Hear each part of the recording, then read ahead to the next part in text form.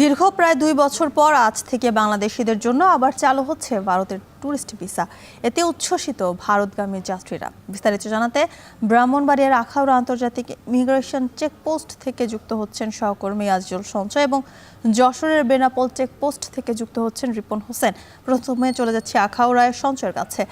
সঞ্চয়, tourist visa চালু হওয়ায় ভারতগামী যাত্রীরা যারা রয়েছেন তারা কি বলছেন?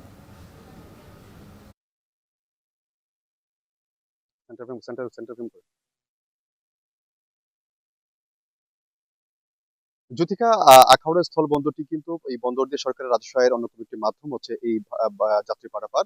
তবে আসলে আজকে থেকে ট্যুরিস্ট ভিসার কার্যক্রমটি শুরু হলেও এখন পর্যন্ত কিন্তু আমরা কোনো ধরনের প্রভাব এখানে লক্ষ্য করিনি। বিশেষ করে যাত্রীদের কিন্তু কোনো ধরনের চাপ আমরা আমরা লক্ষ্য করিনি, যেহেতু আসলে আজকে মাত্র শুরু হচ্ছে ভিসার আবেদন নেওয়া। সেক্ষেত্রে ভিসার প্রসেসটি শেষ হতে হয়তো সপ্তাহখানেক পর্যন্ত সময় লাগতে পারে। সেক্ষেত্রে বলা যেতে পারে আগামী 7 থেকে 10 দিন পর এই বন্দর দিয়ে, অর্থাৎ এই আখাউড়া আন্তর্জাতিক ইমিগ্রেশন চেকপোস্ট দিয়ে যে যাত্রী পারাপার সেটি কিছুটা বাড়তে পারে। তখন হয়তো আসলে বলা যেতে পারে এখানকার পরিস্থিতি। তবে আসলে আমরা কথা বলেছিলাম আখাউড়া আন্তর্জাতিক ইমিগ্রেশন চেকপোস্ট পুলিশের ভারপ্রাপ্ত কর্মকর্তা মোহাম্মদ আলাউদ্দিনের সঙ্গে। তিনি আমাদেরকে জানিয়েছেন যে তারা আসলে যেহেতু আজকে থেকে ট্যুরিস্ট ভিসার কার্যক্রমটি শুরু হচ্ছে, সেক্ষেত্রে তারা আগাম কিছু প্রস্তুতি তারা নিয়ে রাখছেন। যেহেতু আসলে দীর্ঘদিন ধরে অন্যান্য ভিসার কার্যক্রম বন্ধ থাকার কারণে কিন্তু এখানে যাত্রী পারাপার একেবারেই কমে গিয়েছিল, যার ফলে তাদের যেই লোকবল ছিল সেটিও কিন্তু সীমিত করা হয়েছে। তবে এখন যেহেতু আবার যাত্রী পারাপার বাড়ার সম্ভাবনা তৈরি হয়েছে, সেক্ষেত্রে তারা এখানে যেটি করছেন যে যাত্রী সেবা নির্বিঘ্ন করার জন্য তারা তাদের যে প্রয়োজনীয় যে লোকবল আছে সেটি তারা বৃদ্ধি করার চেষ্টা করছে। এবং ইতিমধ্যে তারা ইমিগ্রেশন কর্তৃপক্ষের সঙ্গে তারা ঢাকায় কথা বলেছেন। তারা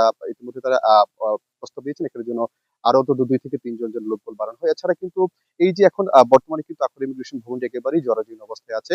এটির পাশে একটি নতুন ইমিগ্রেশন ভবন নির্মাণ কাজ প্রায় শেষ পর্যায়ে বলা যেতে পারে। এবং তারা চেষ্টা করছেন যে যেহেতু নতুন করে এখন যাত্রীর চাপ বাড়বে, সেক্ষেত্রে আগামী আগস্ট বা সেপ্টেম্বর থেকে যেন এই নতুন যে ইমিগ্রেশন ভবনটি তৈরি হচ্ছে সেটিতে যেন তারা কার্যক্রম স্থানান্তর করতে পারে, সেটিও তারা চেষ্টা করছেন। যদি আরেকটি তথ্য দিয়ে রাখি যে এই আখাউড়া স্থল বন্দর দিয়ে কিন্তু প্রতিদিন 700 থেকে 800 মতো যাত্রী পারাপার হতো, যেটি আসলে জুলাই গণঅভ্যুত্থানের আগে থেকে এই পরিস্থিতি ছিল। তবে অভ্যুত্থানের পরবর্তী সময় যেহেতু আসলে ভারতগামী অর্থাৎ ভারতের যে ট্যুরিস্ট ভিসা সহ অন্যান্য ভিসা কার্যক্রমটি যেহেতু সীমিত করে দেওয়া হয়, যার ফলে কিন্তু এখানে যাত্রী পারাপার একেবারেই কমে গিয়েছে। সব মিলিয়ে প্রায় 70 থেকে 80% পর্যন্ত কিন্তু যাত্রী পারাপার কমে গিয়েছিল বলে আমরা এখানকার কাস্টমস কর্তৃপক্ষ এবং যারা ইমিগ্রেশন কর্তৃপক্ষ তাদের সঙ্গে আমরা কথা বলে তথ্যটি পেয়েছি। একটু জেনে রেখে যদি প্রত্যেক যাত্রীকে কিন্তু ভারত ভ্রমণের ক্ষেত্রে 1,000 টাকা করে ভ্রমণ কর দিতে হয়। এবং এই ভ্রমণ করটি আসলে এখানে যে সরকারের যে রাজস্ব আহরণ কার্যক্রম আছে এই স্থলবন্দর কেন্দ্রিক, সেটির অন্যতম একটি মাধ্যম। প্রতি অর্থ বছর আমরা বিগত সময় দেখেছি যে 8 থেকে 10 কোটি টাকার মতো ভ্রমণ কর বাবদ যে রাজস্ব সরকার এখান থেকে আহরণ করে থাকে। তবে এখন 2024 সালের আগস্টের পর থেকে কিন্তু একেবারেই রাজস্ব আহরণ একেবারেই ভাটা পড়ে গিয়েছে। এখন আমরা যেটি দেখতে পাচ্ছি যে এই চলতি 25-26 যে অর্থবছর যে আসলে যেটি আসলে আর 2 দিন পরে শেষ হয়ে যাবে। এখন পর্যন্ত কিন্তু এখান দিয়ে এই অর্থবছর মাত্র 3 থেকে 3.5 কোটি টাকার মতো রাজস্ব পেয়েছে ভ্রমণ কর বাবদ সরকার।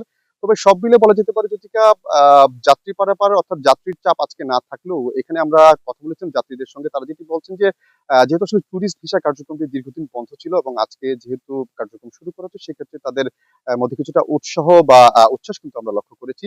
এবং তারা বলছেন যে আসলে যেন ভিসার যেই কার্যক্রম সেটি যেন সহজ যেন করা হয়। এবং এটি সহজ করে গেলে পরে কিন্তু এই যে 2 দেশের যে সম্পর্ক যেটি আসলে টানাপোড়েন চলছিল সেটি কিন্তু আবারও আসলে এই ট্যুরিস্ট ভিসা চালুর মাধ্যমে কিন্তু একটি ইতিবাচক বার্তা আসলে বহন করছে বলে এখানকার স্থানীয়রা কিন্তু এটি কিন্তু তারা মনে করছেন। এবং সব মিলে বলা যেতে পারে আগামী কয়েকদিন পর এই আখাউড়া স্থল বন্দর দিয়ে যাত্রী পারাপার অনেকাংশেই বাড়তে পারে। আরেকটি তথ্য দিয়ে রাখি জ্যোতিকা, বেনাপোলের পরেই কিন্তু এই আখাউড়া স্থল বন্দর দিয়ে আসলে যাত্রী পারাপার অনেক বেশি বেশি হয়ে থাকে। প্রতিদিন 600 থেকে 700 মতো হলেও কিন্তু সেটি বিভিন্ন উৎসব পার্বণে কিন্তু সেটি 1,500 থেকে 2,000 পর্যন্ত যাত্রী পারাপার হয়।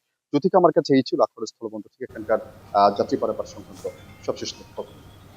এবার চলে যেতে চাই বেনাপোল চেকপোস্টে। সেখানে আছেন সহকর্মী রিপন হোসেন। রিপন, ট্যুরিস্ট ভিসা নিয়ে ইমিগ্রেশন চেকপোস্ট কর্মকর্তারাই বা কি বলছেন?